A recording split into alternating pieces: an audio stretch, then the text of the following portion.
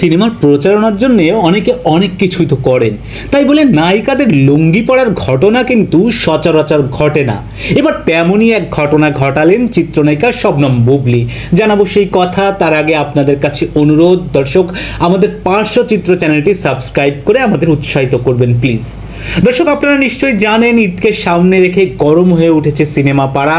আর এই ঈদে শাকিব খানের বরবাদ, আফরান নিশোর দাগির সঙ্গে সিয়ামের জঙ্গলি বেশ টক্কর দেবে বলেই ধারণা করা হচ্ছে। জঙ্গলি টিজার রিলিজের পর অন্তত সেটিই মনে হচ্ছে।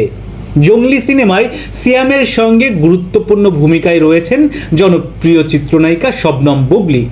জঙ্গলি সিনেমায় সিয়ামের যে চরিত্রটি সেটি বেশিরভাগ ক্ষেত্রেই লুঙ্গি পরিহিত, আর সে কারণেই এই সিনেমার অভিনেত্রী বুবলী দর্শকদের কাছে প্রস্তাব রেখেছেন লুঙ্গি পরে জঙ্গলি সিনেমা দেখতে গেলে কেমন হয়।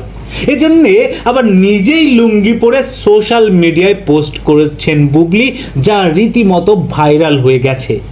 দর্শক, দাগি, বরবাদ বা জঙ্গলি কোন সিনেমাটি ভালো করলো সেই সিদ্ধান্ত নির্ভর করছে আপনাদের ওপর।